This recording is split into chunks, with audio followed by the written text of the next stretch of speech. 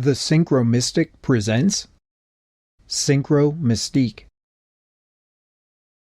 Now, this video that you're about to hear, hopefully you will stick around for the whole thing, was embedded originally. It was intended to be embedded in The Soul Part 2, but this segment got to be so long, and then I thought, well, why not just kind of round it out and add in some people when I start talking about the problem of universals, that I decided to pull it out and make it a standalone video. So this video is about the problem of universals, basically sketching positions that were held by some ancient philosophers, some medieval philosophers, some Renaissance philosophers, both Catholic, Protestant, and then tracking along with the problem of universals and how it morphs in the modern period and how it even shows up in contemporary discussions, particularly in possible worlds theory and in modern philosophy of science. First of all, what is a universal, or what is it supposed to be? A universal is a property that can be exemplified or instantiated by many particular things. Another way of getting at this is to say universals are properties that may be predicated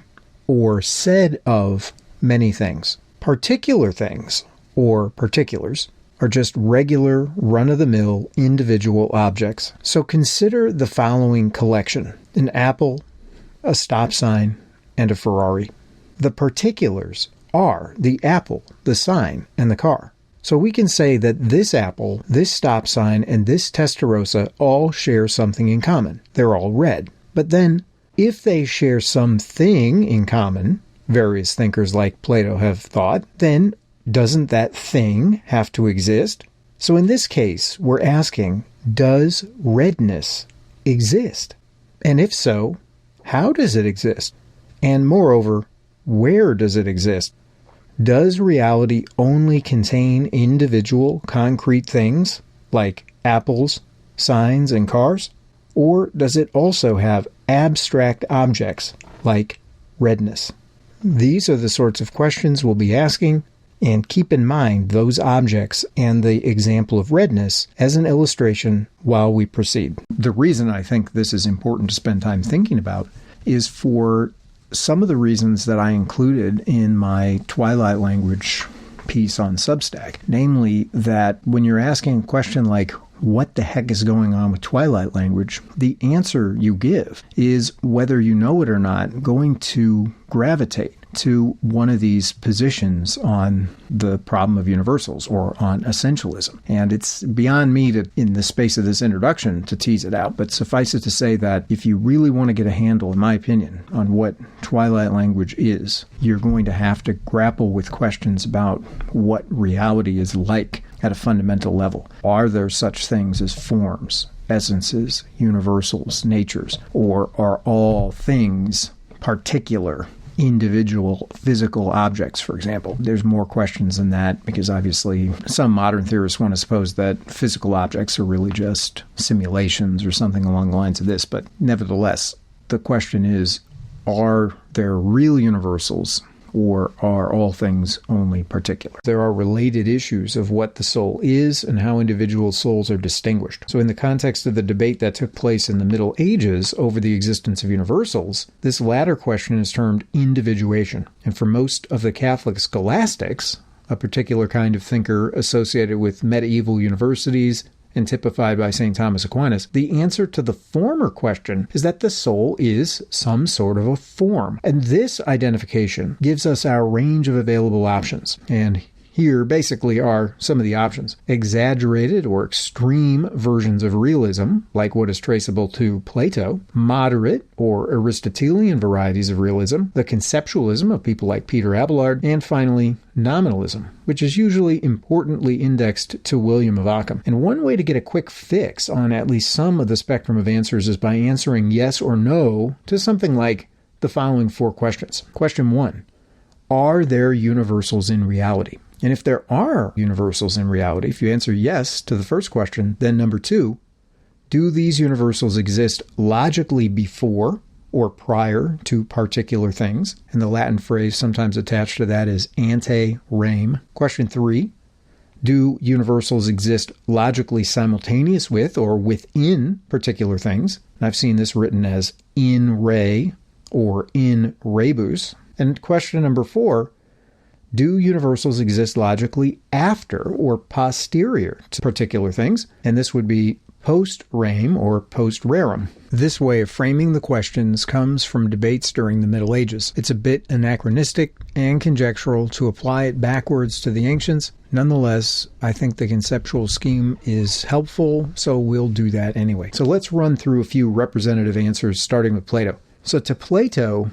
yes, there are real universals. And yes, universals exist prior to particulars in their own transcendent realm of forms called Platonic heaven. But no, forms are not in particulars per se. Rather, particulars participate in their respective forms. Later vocabulary invokes more neutral terms, exemplify or instantiate. And this association between forms and particulars is made possible either because the pre-existing matter and pre-existing forms were paired up by somebody called the demiurge, and this is developed in certain streams of Gnosticism especially, or else they're paired up because something called the One emanated forms by way of the nous or logos, and these in turn emanated materiality.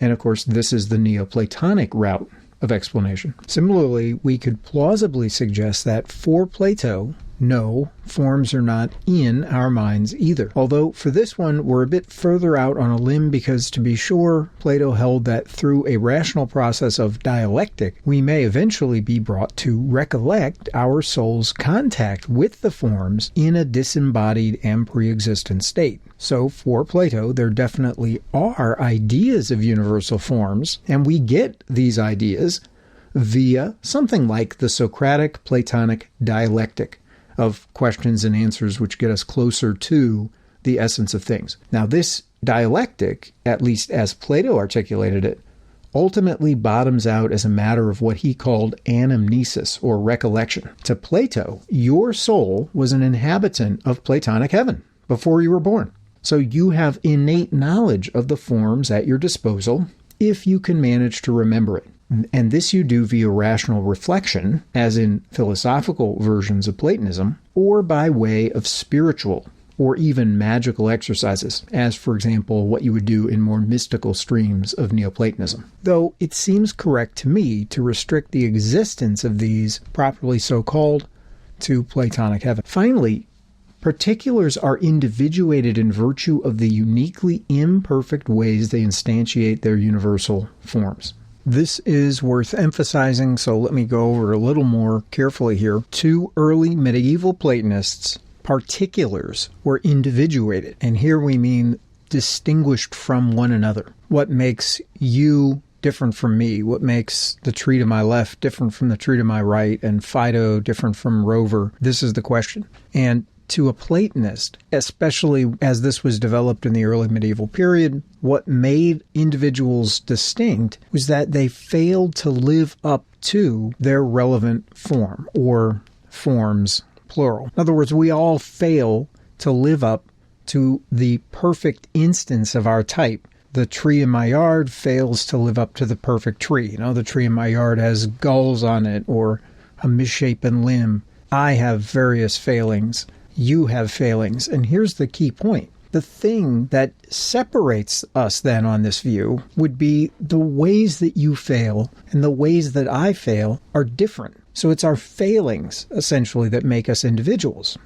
Now, when you think about it, this fits in rather well with both the Gnostic and the Neoplatonic trajectories in terms of the development of Platonism. Because on Gnosticism, you want to transcend your materiality. You want to transcend your failings likewise on Neoplatonism. And as the individual ascends the chain of being to return to the One, and for a more complete explanation of this, again, please see our deep dive into Neoplatonism. But on the Neoplatonic schema, the One sits at the top of this chain of being. Everything else emanates from the One, and the sensitive soul is one that is going to want to ascend the chain, go back up the chain, and reunite with the One. But if you do that, your individuality is lost. And the reason why this is a good thing to the Neoplatonist is because your individuality is nothing other than the constellation or the conjunction of your failings. They're the ways in which you fail to be the person that you should be, and this ideal humanness is essentially undifferentiable. We're all the same with respect to it. Now, intuitively, for many Christians, this idea was objectionable. And so you start to find that a lot of the medieval Platonists, when they get around to really thinking about this issue, and you have to remember historically, not every issue falls out full form. Not every consequence of a premise is immediately known. And this happens again and again in the history of ideas, where a person who articulates some view probably doesn't foresee all the consequences of that view as they would become evident to later thinkers. So think about the form of humanness, or however you want to refer to it, human nature. To the Platonist, there's just one of these. It's just one form. And we all share in it. This is what makes us human. We share that one form. And the answer to how we can still be individuals is that we share in it differently. The differences are negative on this early view. And in addition to that, you start to suspect that it's possible then to rank people as being further from or closer to this ideal form, which means that in a certain sense, on the Platonist view, some people are more human than others less so, even if the margins there are rather narrow. We just don't know. So these consequences were considered to be unacceptable by especially Christian thinkers who started to consider them. And one of the early ways that thinkers tried to remedy these deficits, but at the same time preserve the Platonism, was to just simply say, okay, well, if the problem is that humans share in the forms differently, then we'll just say humans share in the forms indifferently. We share in the forms exactly the same. So you've got the same measure of humanity that I do. But the problem for that is that it seems to fail to really identify what it is that makes us individuals. To the Platonist, the thing that made us individuals was that we differently shared. So if you strip that away, it's not clear how you and I are different, which we clearly are. So there's something wrong with the theory if it can't explain how we're both humans, but at the same time, we're different instances of humans. So people started to explore other options. And this was a view that was articulated by a guy named Guillaume du Champeau, or William of Champeau. And his view was argued against by Peter Abelard famously. Abelard creates what is known now as the system of Conceptualism, which we'll say in just a minute. Now, to Aristotle, by contrast, yes, there are real universals, but no, universals do not exist prior to particulars. They only and always exist in conjunction with matter. Hence, yes, forms or universals exist within particulars, which in Aristotelian lingo is expressed by the word hylomorphic, meaning formed matter. Hyle is the Greek word for matter, while morphos is a Greek word meaning form. And in this case, morphos is different from the similar word eidos, which can also mean form or idea, but which Plato used and which is typically associated with Platonic forms exclusively. For Aristotle, the relationship between matter and form seems to be eternal and necessary. For although Aristotle does have a conception of a god-like entity called the first cause, or the prime mover, for him, the universe in all of its hylomorphic splendor is just a brute fact. Once again, recall our caveat that this four-question schema must yield speculative answers here to some extent. As was the case for our fourth answer for Platonism, we surmise here that for Aristotle, no, forms do not exist post rem, or after the thing. And we should emphasize the same proviso that we did with Plato. Aristotle definitely seems to want to say that we can have ideas of universal forms. However, this is not by employing dialectic, still less does it involve any notion of bodiless, pre-existent recollection in some transcendent Platonic heaven. Instead, for Aristotle, as we experience and observe particulars in everyday life, our minds are able to disregard accidental qualities via a process that Aristotle termed abstraction. The mind basically abstracts from specific and variable features of color, movement, size, and so on. Abstracting in this way, we can apprehend universal forms. Another way of putting it is that we extract what's universal from our experience of the particular. We're able to latch on to common features shared by particulars of a kind. After repeated experience with many particulars, our minds are able to pluck out or recognize or pick up on the real existence of at least some of the general features that all members of a natural kind share in common. So by interacting with the world of particulars, our minds are able to glom on to the features that make up the universals. And this is what Aristotle seems to mean by abstraction. Nevertheless, in this picture, forms only exist, properly so-called, in their correlated material substances. At least this is arguable. Forms are always and everywhere hylomorphic for Aristotle. That is, they're found together with matter. So it seems right to say that for Aristotle, our ideas of the forms are less real than the forms themselves. But yes, these brute facts about forms or universals are accessible to our minds. Now, St. Augustine embraced the basic scaffold of Platonism, but with important modifications. And for an in-depth look at this, see my dedicated video on Augustine, where I take this on in some detail. But to Augustine, yes, there are real universals. And yes, universals exist prior to particulars. But they are not freestanding, self-existing abstract objects in some isolated Platonic heaven. Instead, to Augustine, they exist as divine ideas in the mind of God. However, God used his divine ideas as archetypes or exemplars when he created particulars out of nothing, ex nihilo. So, yes, these forms or universals exist within particulars.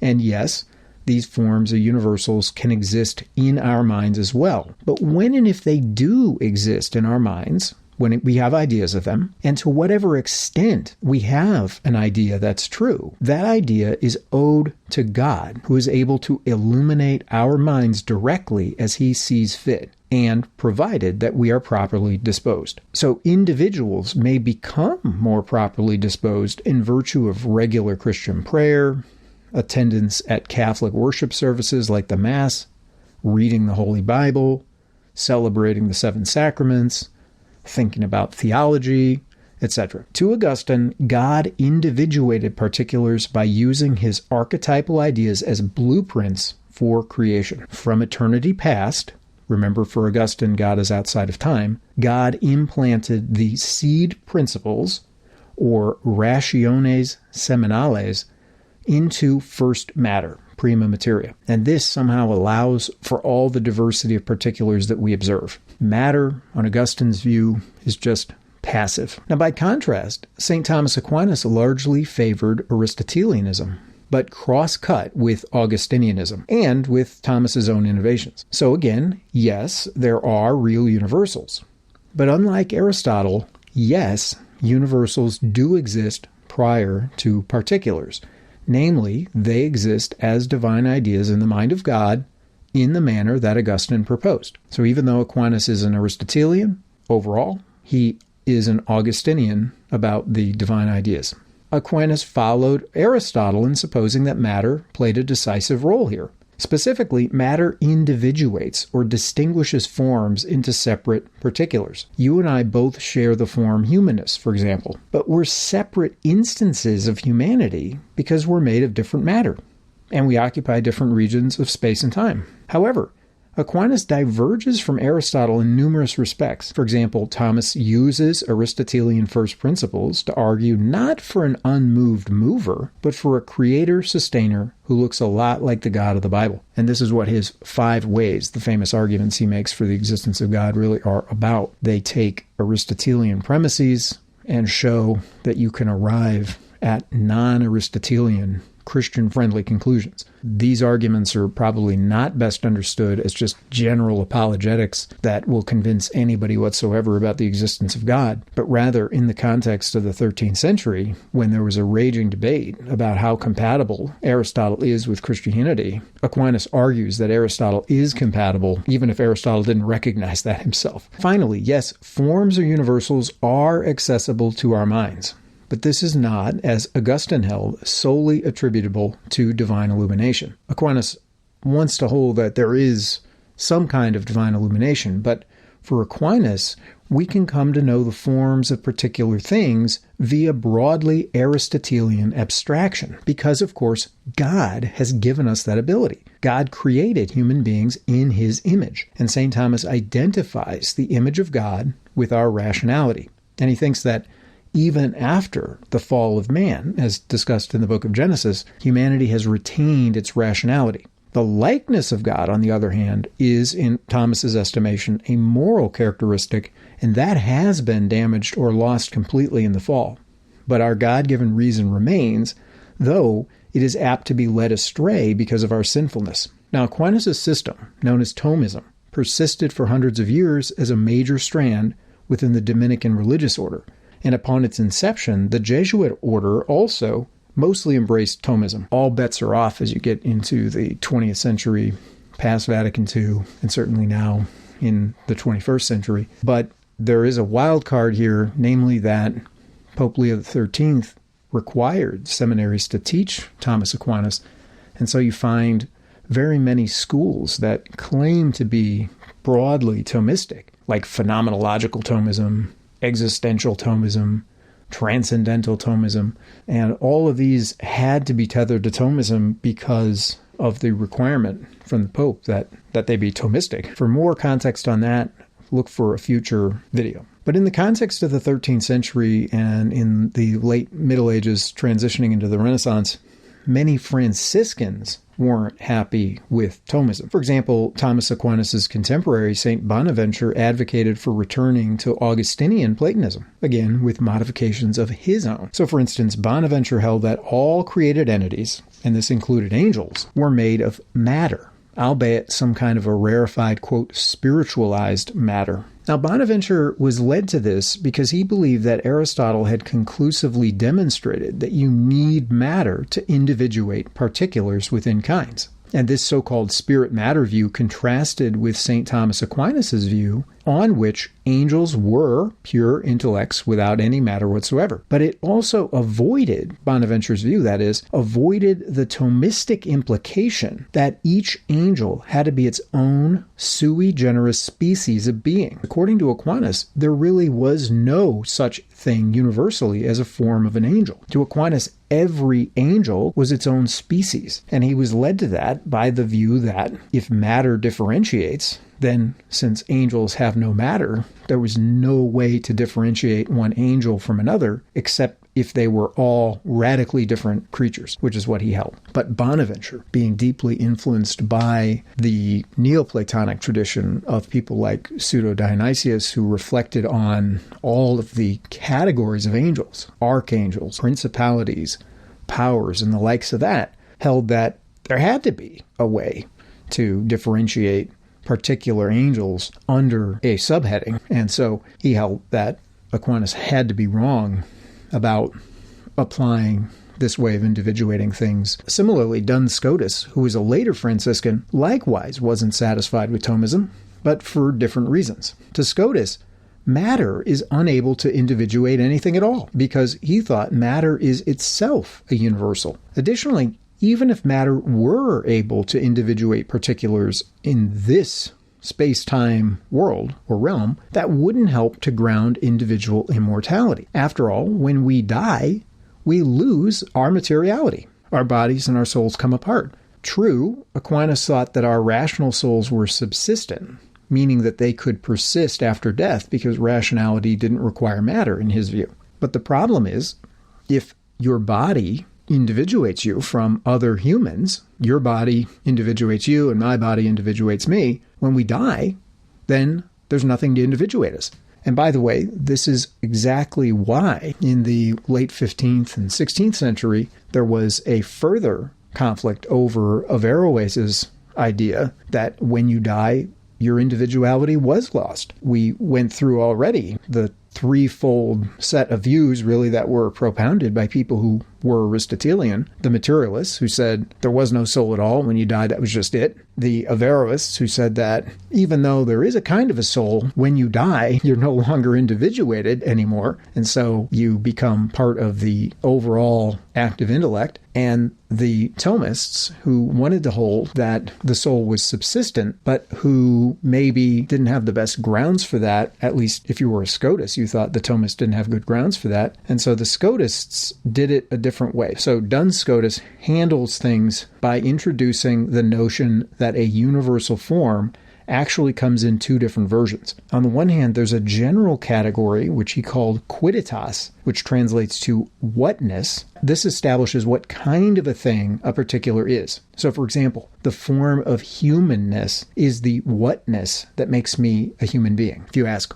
what am I? I would say, a human being. That's what I am. That's my quidditas. But on the other hand, I also have, according to Scotus, a specific haixetas, or thisness, that marks me off as an individuated particular instance of the relevant kind. So my madness, call it, marks me off as this human being as opposed to that one. I'm me and you're you, even though we're both instances of humanness, because I have madness attached to my humanness, and you don't. You have something additional. It's not related to the name. It's related to all of the unique qualities that I have. On that note, moreover, Duns Scotus argued contra Platonism that being is always and everywhere univocal. That is to say, propositions like God exists and mad exists and you exist predicate one and the same type of being to God and you and me and everything else. You don't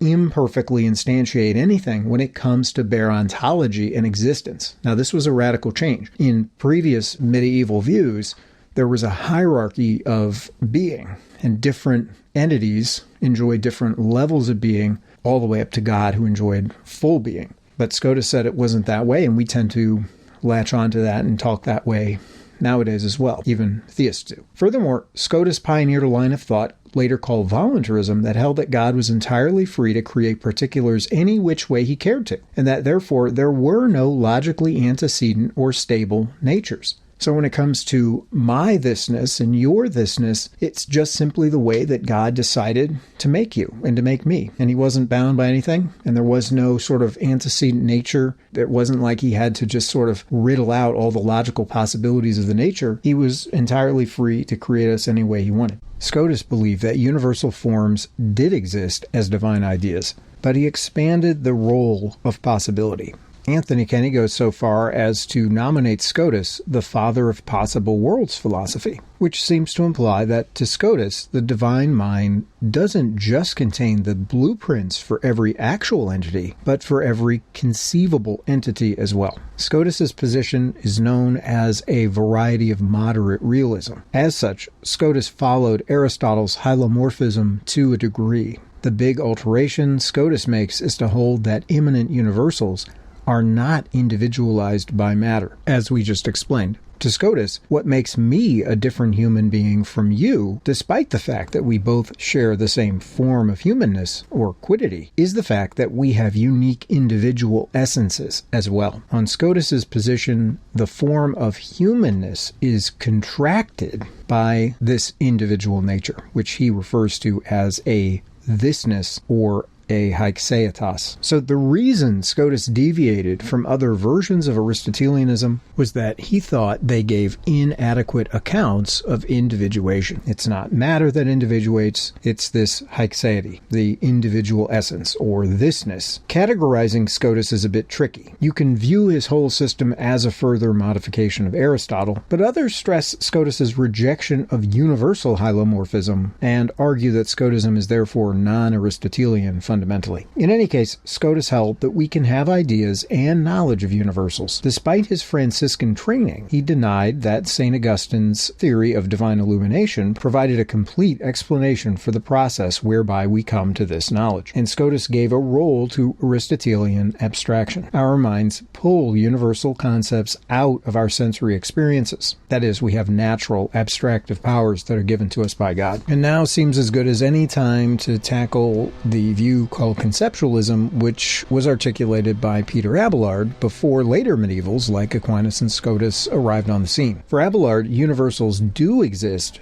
but only as ideas in our minds. Now, the Philosophy 101 way of representing this is to contrast extreme Platonic realism on the one hand, which affirms that universals exist in some kind of third realm or Platonic heaven antecedently, and moderate or Aristotelian realism on the other hand, according to which universals only exist in the world of matter, by saying that for Abelard, universals are only common or confused images that exist in our minds. But God is the wild card, because if we introduce the lingo of ante-rame, in-re, and post-rame as it was applied during the Middle Ages, then of course Abelard was arguably an exemplarist as well, holding that universals do exist, of course, in God's mind in addition to in our mind. In fact, they exist in God's mind preeminently. There was a tendency on the part of medieval thinkers to affirm a threefold reality of universals, basically from Aquinas on, namely that universals exist in the mind of God, in the world of matter, and in our minds as well. But as William Law had remarked in his intro philosophy text,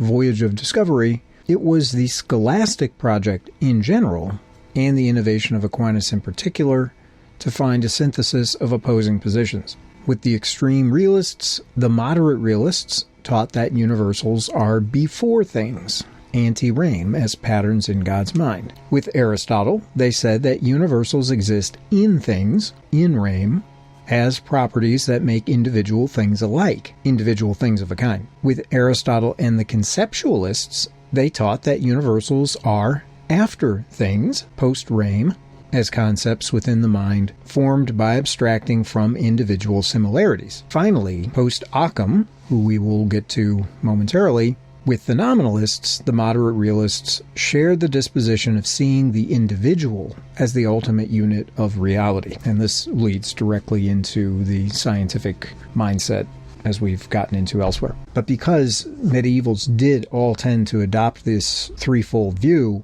it does make charting them a challenge. Now, a final Franciscan we'll mention here is the friar William of Ockham, and he got fed up with this entire business. And he answered no to the question of whether there were any real universals. That was our question number one, remember. Are there real universals? Ockham says no. And then by extension, of course, he would answer no to each of the other three. There are no universals anywhere. Not in God's mind, not in particulars, and not in our minds either. Following earlier thinkers like Rosalind, Ockham is plausibly interpreted, and other people disagree. Some people have him more on the conceptualist wavelength, but he's plausibly interpreted as holding that what there are in reality are simply names or terms or words. Hence the name for this position, nominalism, on which human beings can use these words and names with universal reference, but that there are no real universals in reality to match them. To put it another way, when I say or think words like humans or humanity or humanness, and I think about them in general, what I'm doing is something like referring. I'm referring to you, and I'm referring to me, and I'm referring to that guy over there, and I'm referring to this girl, etc. In other words, we're pointing to every human being as best we can, and so to speak metaphorically. We're doing this only with reference to particulars. This is the crucial point. To Ockham, we're not making reference to some universal humanness. We're rather pointing to each and every particular human, and Ockham thinks, that this does away with the whole need for universals. Now, there are other problems with this view. Like, how do we recognize then that all of the particular things in a kind are, in fact, in that kind, if there is no such antecedent universal to ground the definition of the kind? But this is a bit beyond the scope here. I'm simply trying to point out that these views have relevance for the question of the soul and its origin, and what is it, where is it, and so on. So the kicker for Ockham is that he latched on to Scotus's voluntarism. So remember, that was the idea that God was free to create any which way he wanted. So to Ockham, there was no armchair philosophizing that could get you to a knowledge of reality. The only thing to do is to go outside and take a careful look at every single particular in order to see how it behaves and what properties it has and so on. Now notice that this paves the way directly for empiricism and the rise of modern science. But it was left to people like Francis Bacon and his many British empiricist heirs, people like John Stuart Mill and the later positivists, to cash out all this by sketching the basics of logical induction. But for a caveat to that, or actually a few caveats, see the little vignette that I inserted into somewhere in the middle of my video on numerology, starting with Neil deGrasse Tyson. The very last thing I'll say in this section is that the way we've just been using the term individuation is different from, say, the way it shows up in later thinkers like Carl Gustav Jung. For Jung, individuation, also called self-realization, is a psychological process whereby we integrate, quote-unquote, conflicting aspects of our minds. For example, the conscious mind has to be integrated with the unconscious mind, and the various conflicting Jungian archetypes have to be grappled with, and this kind of thing. Now, we then fashion all of these conflicting aspects, something like Gnostic syzygies, or in Jung's nomenclature, like alchemical union of opposites, the conjunction of opposites. You'll remember that Carl Jung got heavily into a study of alchemy, and he thought that this was relevant to psychology. So we fashion these conflicting elements into a complete, unique, and otherwise whole self. For the point that Jung was influenced by Ernst Haeckel and his phylogeny recapitulates ontology, see, I think it was 10 Nazi Occultists Part 1. And for now, we'll simply note that this perspective that Jung is talking about here, integration and individuation in a psychological sense, owes much to the non-Baconian, non-empirical stream of Western modern philosophy called continental rationalism, especially those thinkers like Hegel who are called idealists. And of course, Hegel wasn't the only one. Hegel was an idealist in the sense, and we'll talk about more in a minute, but you could think of him as reflecting on human consciousness and saying we're rational, and then he writes that large and attributes rationality to the absolute. And in a similar way, Schopenhauer attributes the will to the absolute. His major work, The World as Will and Representation, this comes through. So for the idealists, they sort of self-reflect, notice that human beings have a certain characteristic property, whether it's rationality or will or something else, creativity for the Romantics, for instance. And then they write that large and almost attribute that to the whole of reality.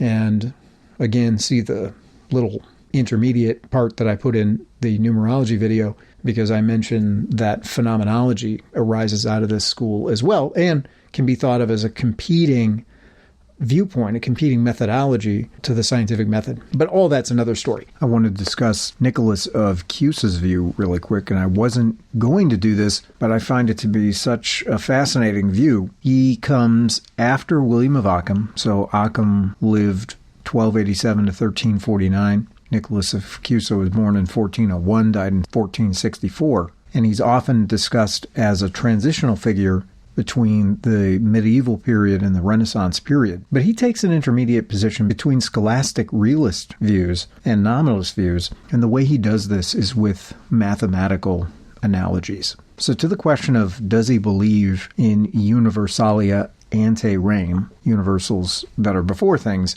yes, and again, this is the idea brought up in Augustine of the divine exemplars. Except Nicholas of Cusa is heavily influenced by the Neoplatonic tradition, so he has a conception of God and God's mind that's very much like the Logos, which was in the Neoplatonic schema the highest emanation after the one that could be defined. This is where all of the blueprints are for reality. And Nicholas refers to God as the absolute maximum, as ultimate reality, and in his mind are these uncreated prototypes.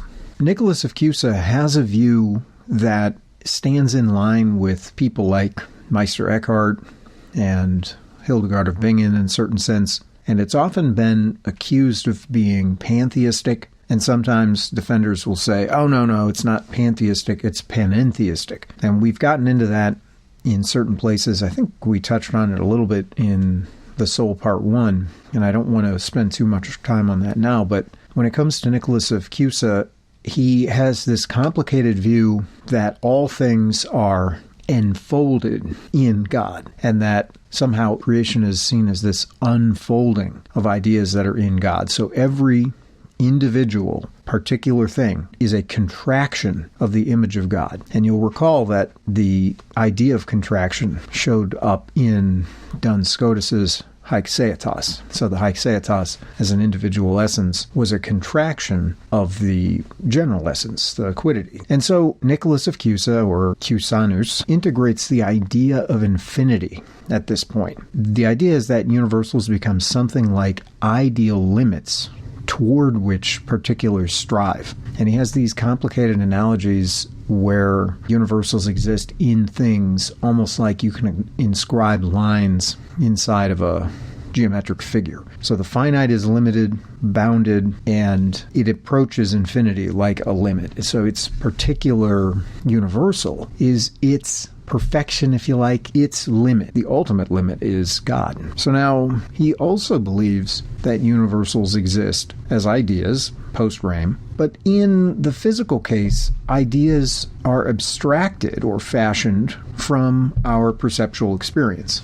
So this is a quasi-Aristotelian sense, but it's not construed the same way. Again, it's construed in this mathematical way. And since he has a viewpoint that verges on pantheism, it's important to understand that he sort of wants to say that everything is striving toward God in the way that the Neoplatonist understands return to the one or ascent. And so he thinks that particular things are, in a sense, striving toward perfection, but that maybe they don't reach it. And this is where the panentheistic angle comes in, and where people can say, well, no, see, he doesn't believe that everything is coterminous or identical with God, because he has this analogy of understanding a polygon inscribed in a circle. So if you can imagine adding more and more lines, so draw a circle and draw a square inside of it, and then make the square an octagon, and then make it a dodecagon, and then keep adding sides to it. And ultimately, Nicholas says, even if we had an infinitely sided polygon, we still would not have a perfect circle. So I think he has this conception that this is the hard limit. We're never going to be equal with God, but we approach God as a limit. So there is a place for finite, bounded conceptions, for definition. Namely, in our world of experience, things obey the law of non-contradiction. But Nicholas got a reputation, sort of infamous, for denying the law of non-contradiction when it applies to God, that God is, as the Neoplatonist construes him, infinite, unlimited, unbounded, can't be defined, and so on. So, in a sense, Nicholas of Cusa, to use John Milbank's terminology, wants to view things with two horizons. First of all, the horizon of the particular, which the nominalist, you'll remember, made the end-all, be-all. So all things were particulars to the nominalist, and this gave rise to science, because if all that exists are individuals, then you have to take a careful look at each individual thing in order to understand reality. You can't think about abstractions or generalizations. But at the same time, he retains the concept of the universal, but he changes it to a mathematical limit rather than a form per se. And in this way, he invokes the concept of infinity, which is a departure from the older Aristotelian framework, because in a certain sense, Aristotle believed that infinity was essentially a synonym for chaos, that in order to make something intelligible, at least an epistemic chaos, in order to make something intelligible, you had to limit it. To define something is to mark it off from what it isn't. It's to set limits around a concept. So Nicholas thinks you can make sense of infinity, but you do this in virtue of abandoning the law of non-contradiction, which is a tough pill to swallow. But Nicholas of Cusa also thinks that you can have genuine knowledge of individuals, and so in this, he agrees with Scotus and the nominalists, But all knowledge is approximate, all knowledge is of particulars, but particulars are always trying to express the universal or working toward it as a limit. So that's Nicholas of Cusa. After Ockham, many surveys of the history of philosophy divert their attention to the rise of modern philosophy. These then concentrate on so-called continental rationalism as developed by René Descartes, Baruch Spinoza, and Gottfried Leibniz, as well as on the inception of British empiricism via John Locke, George Berkeley, and David Hume. But in fact, Thomism was carried on by both the Dominican religious order as well as, initially, the Society of Jesus, colloquially termed the Jesuits. This second wave of Thomists has a number of names, and it would get too tedious to try to survey all of them. But one rather important thinker is Francisco Suarez. He was a Jesuit, and basically he took the scholastic tradition as he received it, including from Thomas Aquinas and Scotus, and tried to combine them with William of Ockham. Overall, then, you frequently read that Suarez was a nominalist about universals in the world. But of course, as a Catholic Christian, he was an exemplarist about ideas in the divine mind. Now, what gets really tricky is when Suarez is referred to as a Thomist, which is a typical classification. And as you get into the 20th century, late 19th, early 20th century in Catholic thought, he's often disparaged as part of something called Baroque Thomism, and that is an important part of the backdrop for the modernist controversy as well as for the lead up to the Second Vatican Council. But to Suarez, although God had universal blueprints, these, he thought, couldn't be shared by particular things in reality since they're patterns for individuals that God did or could create. So in other words, God's ideas are not actually present in the world per se. For him, there are no real universals in the world. They are, strictly speaking, mental constructs based on objective similarity. Now, of course, the trick, whether for Suarez or for later nominalist trope theorists, is to spell out what objective similarity comes down to without affirming real universals in the world. To the extent that they paid any attention to philosophy at all, the Franciscans had, since the time of Aquinas, been partial to the Augustinian Neoplatonism of St. Bonaventure. Following Duns Scotus, who was a Franciscan, that order took a turn toward Scotism. This was largely the situation until the French Revolution, after which liberal Catholicism became a major force. There was a growing antipathy between traditionalists and liberals, such that Pope Leo XIII, in his encyclical Aeterni Patris of 1879, felt compelled to mandate the study of scholastic Thomism. The next developments were the modernist controversy and, skipping over many important details, the Second Vatican Council. At least since Vatican II, as it's called, the philosophical situation has changed dramatically. Within Novus Ordo Catholicism, there are now a blue million varieties of theology on offer, to borrow a favorite expression from Jim Brandon. Many of these are importantly tethered or rooted in philosophies such as existentialism and Kantianism and the like, and numerous approaches appeal to the so-called phenomenological method, which, as a first pass, can be thought of as an alternative to the scientific method in epistemology. But some have gotten back onto, or maintained, the scholastic Thomist wavelength, and these include Father Dowling mystery author Ralph Matthew McInerney, as well as people in the analytic philosophical tradition, such as Mortimer Adler, Alasdair MacIntyre, Gertrude Elizabeth Margaret G.E.M. Anscombe, Edward Feser, Peter Geach, John Haldane, Anthony Kenny, and Eleanor Stump. Moving on to Protestant Christians, the seminal reformers, including Martin Luther, John Calvin, and Ulrich Zwingli, did not have anything like an official consensus on the problem of universals. These guys saw themselves as preoccupied with theological issues, like biblical versus papal authority and sola scriptura, the contours of the canon of Scripture, ecclesiology, the Eucharist and transubstantiation, justification or salvation by faith alone, sola fide, the number and nature of the sacraments, and on, rather than spend time on this or any specific medieval metaphysical debate. The way they saw it, they had bigger fish to fry. That said, the initial Protestant reformers were, in large measure, heirs of William of Ockham, who was the father of nominalism, or a variety of it at least, called Terminism. According to Ockham's view, there are no real universals. All that exist are names and words.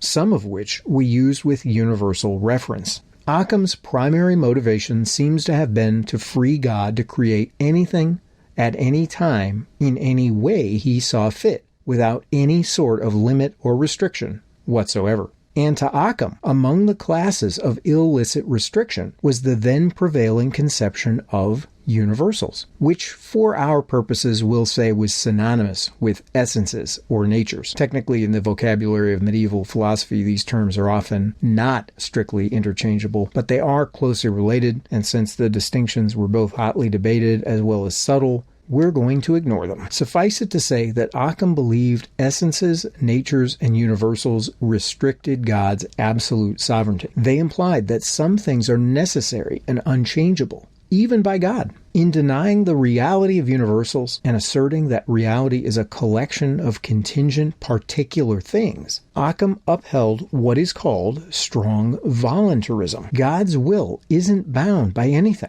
God is completely free to will whatever he chooses, and he is entirely unconstrained by any natural or divine order, whether pre-existing or consequent to his decrees. One of the best spins on this project was articulated by the Jesuit encyclopedist Father Frederick Copleston. He wrote, quote, "One of Ockham's main preoccupations was to purge Christian theology and philosophy of all traces of Greek necessitarianism, particularly of the theory of essences, which in his opinion endangered the Christian doctrines of the divine liberty and omnipotence." End quote. There's little question but that the theology of both Luther and Calvin was influenced by this nominalist, voluntarist emphasis on God's absolute power and will, and the denial of universals is clearly seen, for example, in Swiss reformer Ulrich Zwingli's Eucharistic theology, according to which the Lord's Supper is a memorial. The bread and wine merely represent or symbolize Christ's body and blood. This is unlike the Catholic view, according to which each Eucharistic host is transubstantiated. The substances of bread and wine are changed into the body, blood, soul, and divinity of Jesus Christ. But the accidents of bread and wine, that is, the perceptible qualities such as smell and taste, remain. In effect, innumerable particular hosts may all participate in the same transformation, just as particular humans all participate in the same universal of humanness, or all particular dogs in the same universal of dogness, or all trees in the universal of treeness, and so on. Ockham's voluntarism was closely bound to another enduring innovation, to have explicitly propounded a new epistemology. For if all that exists are particulars, this particular tree and that one, this particular dog and that one, this particular human, say me, and that one, say you, then you cannot find out anything meaningful by pondering essences or universals. There are no such things. Instead, all you can do is go out into the world and take a look at what's there. Ockham's nominalism is thus held to have opened the door for empirical science, even if the lack of essences and universals created what the later Scottish philosopher David Hume called the problem of induction. For if there are no universal essences, then it is conceivable that the future will not be like the past, and the next swan that we see will be blue instead of white, and the next chicken egg, for that matter, will hatch into something entirely new. All we can do is wait and see. Observed regularities are just customs or habits of thought. There are no necessary causal connections or properties, or at least we cannot establish that there are any. In addition to this, and in the words of Gordon Leff, Ockham transformed faith as well as reason. While the latter came increasingly to rest upon empirical observation and natural causation, the former, faith, was directed increasingly toward a positive theology with its own independent truths. In other words, faith starts to take on an irrational complexion. Reformers like Martin Luther and John Calvin believed that the human intellect, sometimes called our noetic faculty, had fallen due to sin. We can't get at truths about God or about ethics any other way than by God's revelation, chiefly reading the Bible. Roland Bainton informs us that Luther's close associate, Philip Melanchthon, as well as the previously mentioned Zwingli, while toning down Luther, still held to the essential irrationality of faith. How did that play out? Well, in the case of statements about God's existence, for example, nominalists maintained that they owed their certainty not to any philosophical arguments, which could be adduced in their favor, but to the fact that they were truths of faith, and they were taught by Christian theology. So, when it comes to the soul, Protestants will typically concentrate on what can be adduced from the Bible. Philosophical arguments will tend to be unimpressive. No thinker is without influences, and as a general rule, most theorists of lasting importance had numerous discrete influences, but at the risk of being overly simplistic, and as a footnote to this section, it's worth noting a few of the Protestant reformers' other influences. Calvin was influenced by the Roman Stoic philosopher Seneca the Younger. As noted, both Calvin and Luther were significantly influenced by Ockham's Nominalism as well as his voluntarism. At the same time, Melanchthon was something of an Aristotelian humanist, and believe it or not, Peter Martyr Vermigli is sometimes described as a reformed Thomist, as was his protege Jerome Zanchi, or Girolamo Zanchi. In fact, Zanchi's Wikipedia article says that he was, quote, a Calvinist in terms of theological content and a Thomist in terms of philosophy and methodology. And he wasn't the only one. Calvinist Theodore Beza developed a form of Protestant scholasticism, mainly to better frame Reformed counterpoints to Thomistic theology, as it had been articulated by people like Thomas Cardinal Cajetan. The hazy original Protestant orientation towards nominalism, although not exactly front and center during the Reformation, has been maintained and even emphasized by contemporary apologist and philosopher William Lane Craig. Craig identifies more with the Wesleyan Arminian camp of evangelical theology over against the Calvinists, though interestingly he is also one of a number of thinkers, including Thomas Flint, Alfred Freddoso, and Alvin Plantinga, who have dusted off a view called Molinism on how to reconcile God's foreknowledge with human free will, as articulated by a 16th century Spanish Catholic Jesuit theologian named Luis de Molina. But other Protestants have moved toward adopting versions of metaphysical realism, including Plantinga, who holds a version of Augustine's divine conceptualism. Others in Plantinga's Reformed tradition, for example, the important late 19th, early 20th century one-time Princeton divine John J. Gresham Machen, evidently affirmed moderate realism. So let's just take stock here for a moment. Starting with Platonism, basically, simply construed, says yes, universals exist before things, ante-rem, to use the medieval slogan for it. They're archetypal forms, transcendent, separate, timeless, spaceless, immaterial, eternal, uncreated.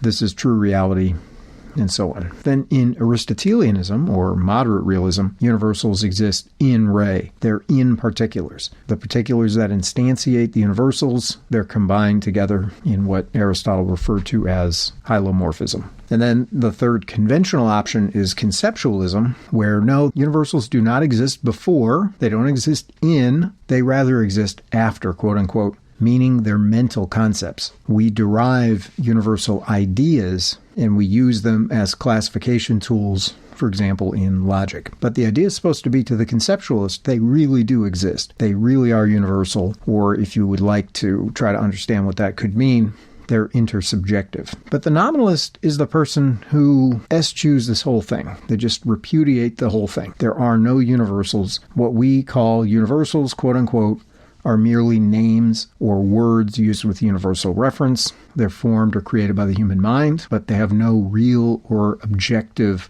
existence. They're only terms, to harken back to William of Ockham's terminism. They are used to group particulars. And again, as we've said several times, this gives rise to or impetus to empiricism. And also, by the way, it gives a certain impetus to renewed forms of mysticism, because if you can no longer reason about essences, then in a certain way, the only thing you can do to try to get a knowledge of God is to experience God directly. Now, this line is arguably continued in empiricism, so in the British empiricist tradition in the modern sense. And for moderns, the problem of universals was more or less a relic of medieval thought, and they focused, at least in the British empirical tradition, on observable and individual phenomena. But the idea of there being a distinction between accidental and necessary predication, or to put it slightly differently, a distinction between what an object is and how an object is, how it exists, has persisted. And to give illustrations, I am necessarily human,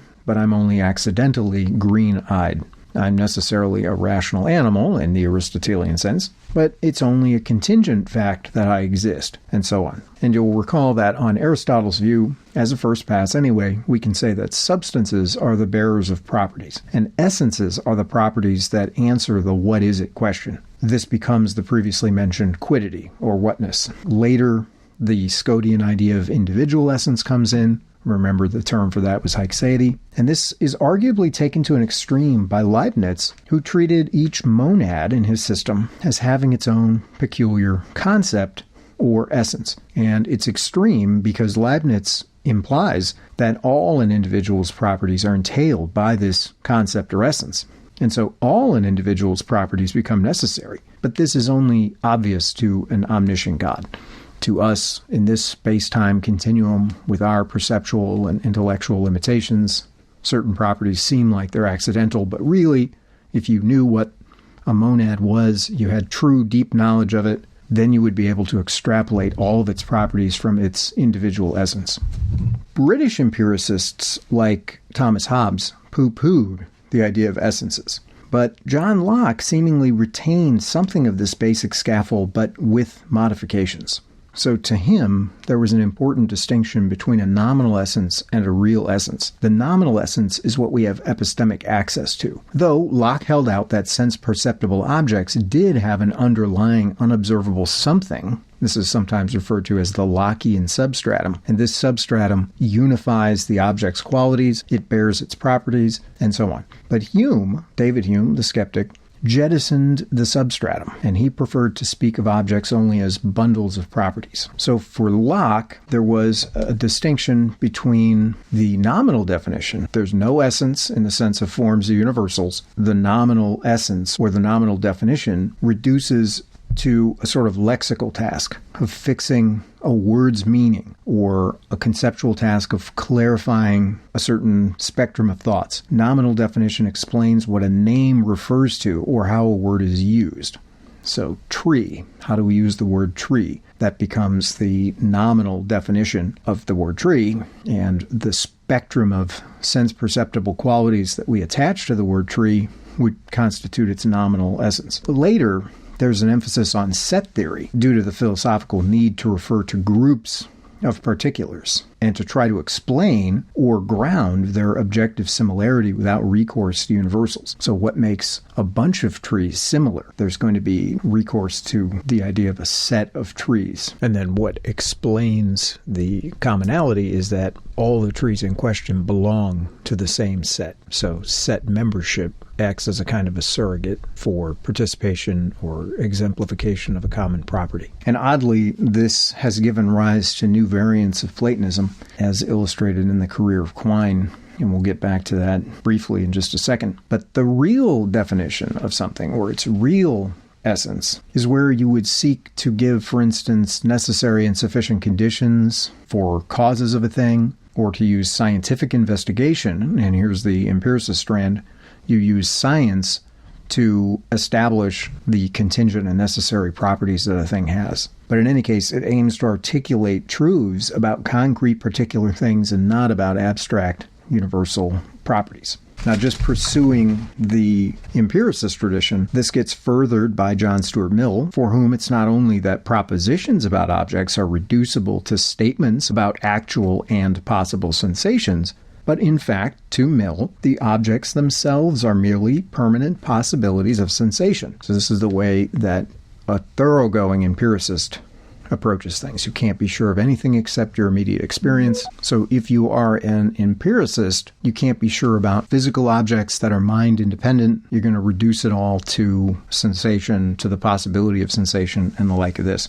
Bertrand Russell flirted with many of these views in the empiricist tradition, but he could be read at a certain stage anyway as endorsing yet another position, which is sometimes referred to as critical realism. Now, Russell is complex and his thought varies, but critical realism Platonism, just as a first pass, would mean something like that. Although our basic building blocks of knowledge are all sense data and dependent upon perception, nevertheless, we're justified in inferring the existence of a mind-independent external world, not because we have dealings with it directly. That would be a direct realist perspective, or sometimes referred to disparagingly as naive realism, but rather we have the ability to infer it. It's an inference to the best explanation, say, that there is an independent world, a mind-independent world, because, for example, it can explain the stability of our perceptions. And Russell drew attention to things like that. A cat that you're not perceiving, nevertheless, might get hungry. In between 2 times you see the cat might get hungry.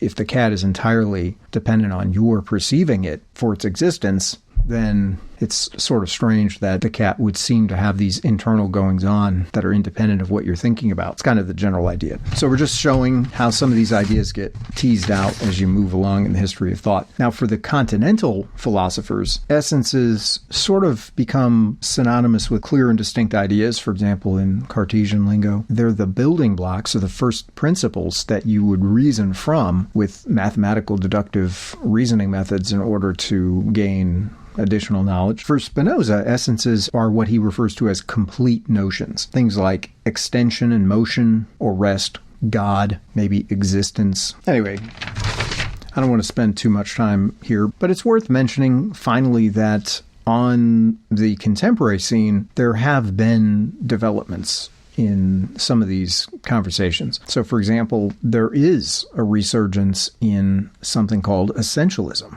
And within contemporary possible worlds theory, or modal logic, there are thinkers who endorse notions such as de re, possibility and necessity, where de re is Latin for of the thing. And this is contrasted with so-called de dicto modality, meaning modality concerned with the proposition, or of the statement. And here's an example. Assume for our purposes that there are 8 planets in the solar system. Sorry, Pluto.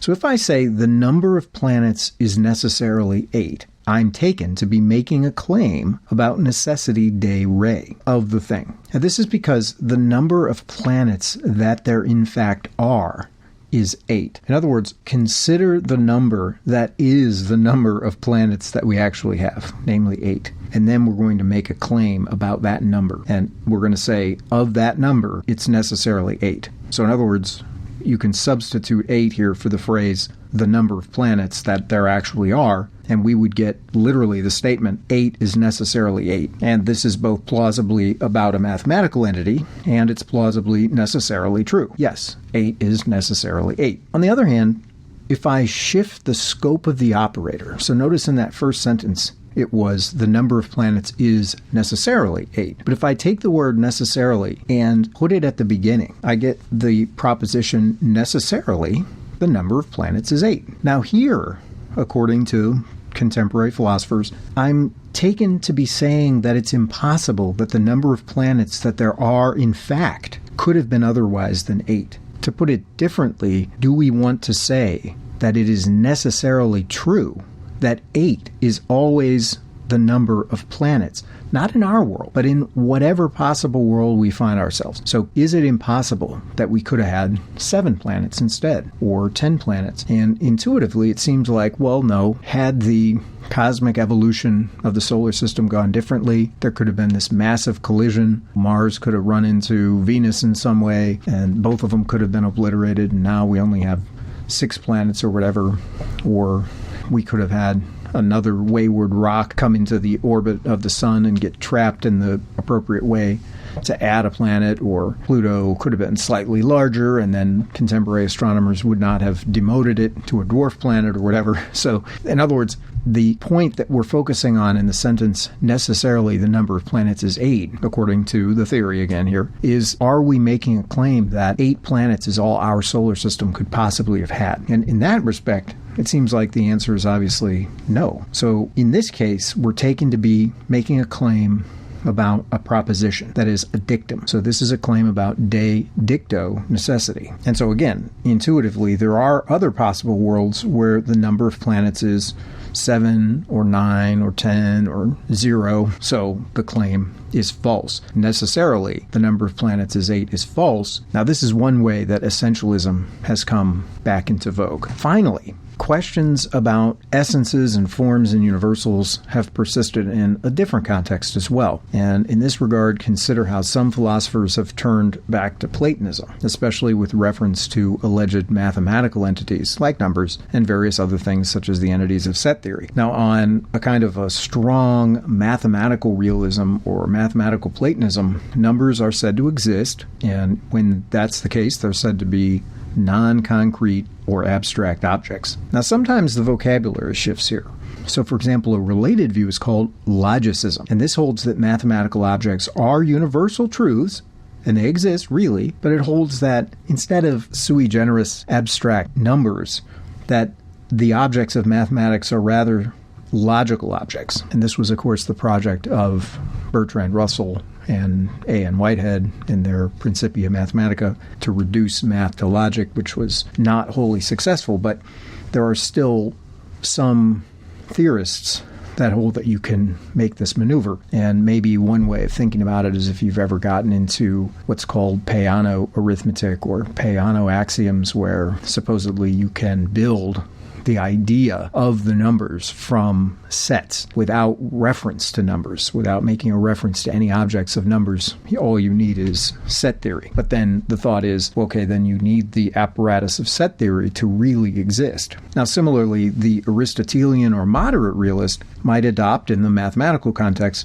some sort of structuralism. So remember, the Aristotelian and moderate realist said that universals exist in objects, hylomorphically, in re. Well, the structuralist about numbers might say that mathematics is woven into the structure of reality. It's really there. It's not there as an object independent of our world, but it's built into the fabric of physical reality.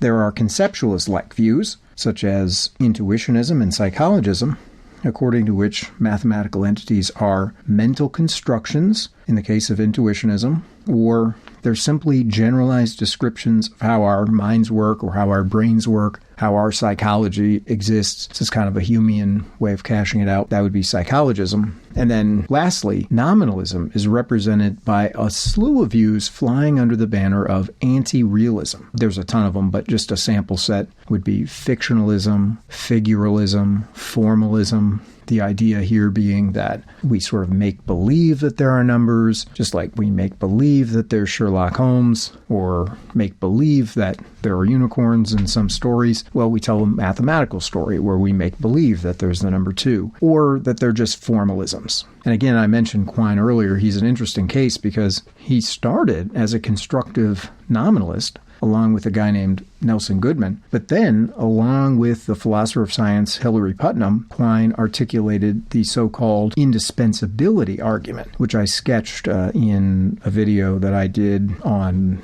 Bertrand Russell and Platonism. But the gist of it is that you can't do science without numbers, or you can't do science without set theory. Therefore, we should say that numbers and sets exist. That's kind of the gist of the indispensability argument. You can't be a nominalist about numbers and about sets and expect that your science will be properly grounded. That was Quine and Putnam's argument at any rate. And so they adopted Platonism about numbers, although Quine did not adopt Platonism about properties. It's not like he went back to the medieval view of universals, but he did say we need to have numbers as part of our ontology. Okay, we'll stop this here. Please stay tuned for parts 2 and 3 of our survey of views about the soul. And as I teased in our presentation on the right-wing economics of left-wing politics, we also have explorations in the works on four-dimensionalism, AI, and transhumanism, as well, of course, as our deep dive into Rosicrucianism. Finally, We do also have a Substack, and our most recent post there discusses the electoral victory of New York Mayor and self-declared Democratic Socialist Zoran Mamdani. We discuss Mamdani against a backdrop of broader crypto-political issues related to Iran, as well as against the mystical strain of Islam termed Sufism. One of the connecting tissues is the fact that Mamdani, who was born in Uganda, Africa, reportedly identifies religiously as a Twelver Muslim, a stream of Shi'ism which is dominant in the Islamic Republic of Iran. Thanks for watching.